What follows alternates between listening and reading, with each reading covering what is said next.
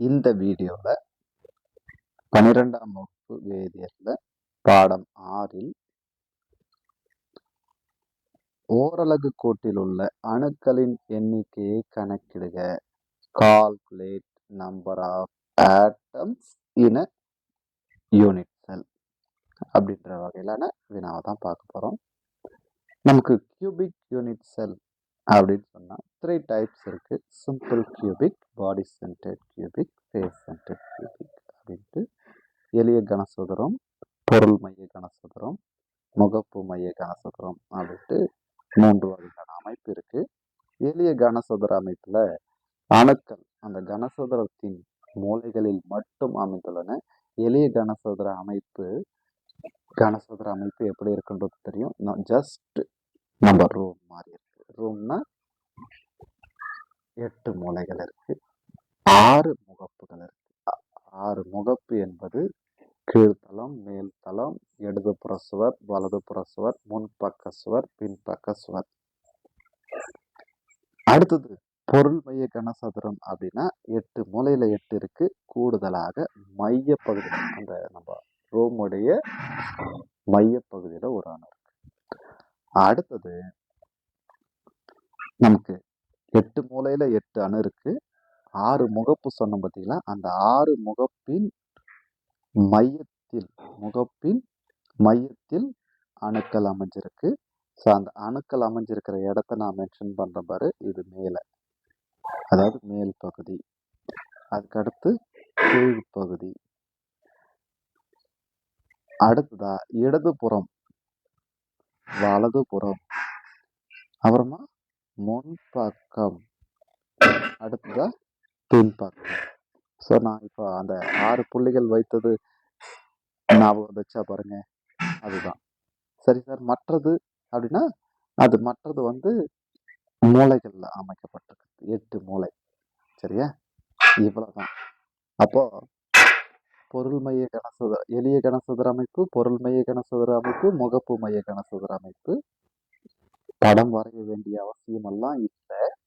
நம்ம இதுல என்னன்னா அந்த calculation, number of atoms per unit cell calculation நம்ம கால்குலேட் பண்ணதுக்கு இந்த படம் நமக்கு இமேஜினேஷன்ல இருக்கணும்.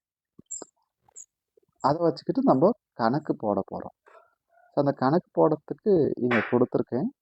ஸோ திரும்ப நீங்க படத்தை உற்று கவனிங்க. முதல் அமைப்புல ஒரே ஒரு வகையான தான் இருக்கு, எங்க கார்னர்ல மட்டும்தான் இருக்கு.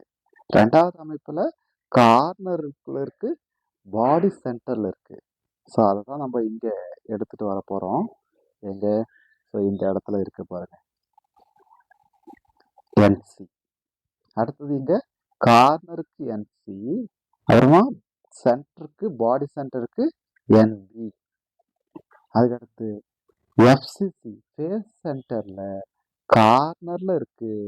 அடுத்ததா ஃபேஸோடைய சென்டர்ல இருக்கு எஃப். ஸோ அந்த மீனிங் இதுதான். ஸோ இதுல முதல் அமைப்புல ஒரே ஒரு வகையான அணு இருக்கு. ரெண்டாவதுல மூலையில இருக்கு கார்னரு, அதுக்கடுத்து மையத்துல இருக்கு பாடி.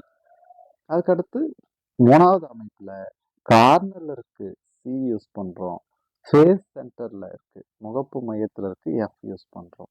சரி, அடுத்ததா நீங்க பகிர்வு தெரிஞ்சுக்கணும். பகிர்வுனா இந்த மூலையில இருக்கிற அணு எத்தனை கனசதுர அலகுடால பகிரப்பட்டிருக்குன்னா இணைந்த நிலையில அங்க இருக்கு அப்படின்ட்டு. இது ரொம்ப டீட்டெயிலா நான் வீடியோல சொல்லல, பாடம் எடுக்கும் போது பார்த்துக்கலாம். மூலையில இருக்கிற ஒரு அணு 8 கனசதுர அலகுடுகளால பிணைக்கப்பட்டிருக்கு. அதனால பை 8 போடுறோம். அப்போ ஃபார்முலாவில் NC/8 அப்படின்றது அதுதான் ரீசன். அடுத்தது ரெண்டாவது படத்துல அதே கார்னர் இருக்கு, அதனால NC/8 போட்டுக்கிறோம். பிளஸ் NB/1 போட்டோம். ஏன் 1 போட்டோம் அப்படின்னா, ஒரு கனசதுர அலக்கூட்டுடைய மையத்துல இருக்கிற அணு அந்த கனசதுரத்துக்கு மட்டும்தான் அது, மற்ற அலக்கூட்டால பகிரப்படல. நோ ஷேரிங், ஒன்லி ஒன், அதாவது ஒன் ஷேர், ஒன்னுக்கு ஒன்று தான். அப்போ 1/1 ஒரு அணு தான் இருக்கு, மையம். அதனாலதான் சப்ஸ்டியூஷன் அப்படி போக போறோம். சரியா? அடுத்தது முகப்பு மையத்துல இருக்கிறது. ஒரு சுவர் எத்தனை ரூமுக்கு பொதுவானது? இப்போ கிளாஸ் ரூம்ல நீங்க ஒரு சுவர் இருக்குன்னா, நம்ம ரூமுக்கும் அது சுவர் தான். பக்கத்து கிளாஸ் ரூமுக்கும் சுவர் அதுதான். அப்போ ஒரு இப்போ வரப்பு அப்படின்னு பார்த்தோம்னா 2 நிலத்துக்கு, அதாவது மையத்துல இருக்கு அப்படின்னா 2 நிலத்துக்காருக்கும் அது பொதுவானது அப்படின்ற மாதிரி.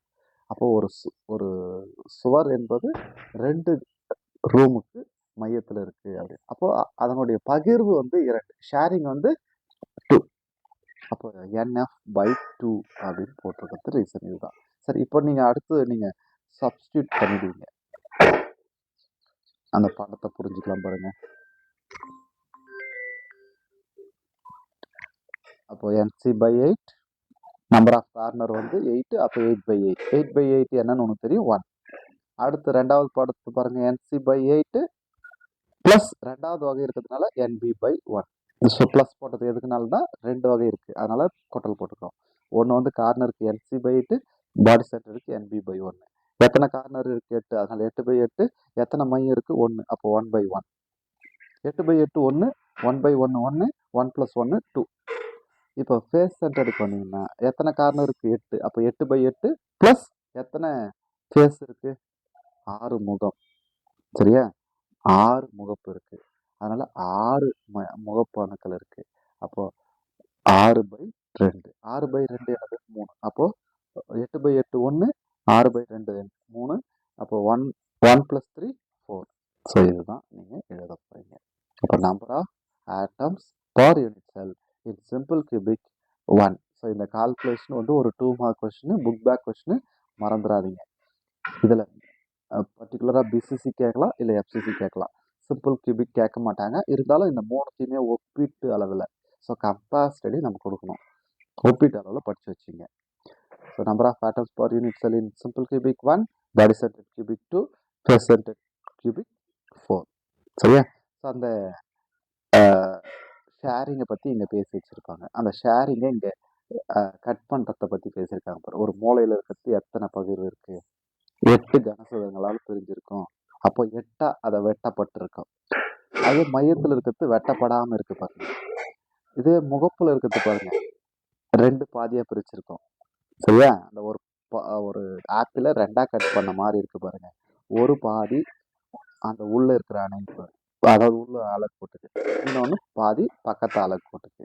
அந்த ஷேரிங் அதுதான் உங்களுக்கு தெரியும். சரியா? இது தெரிஞ்சால் போதும். எத்தனை கார்னர் இருக்குது? 8. எத்தனை பாடி சென்டர் இருக்குது? 1. எத்தனை ஃபேஸ் சென்டர் இருக்குது? 6. இது விஷயங்கள் தெரிஞ்சால் நீங்கள் இந்த ஃபார்முலாவில் போட்டு கால்குலேட் பண்ணலாம்.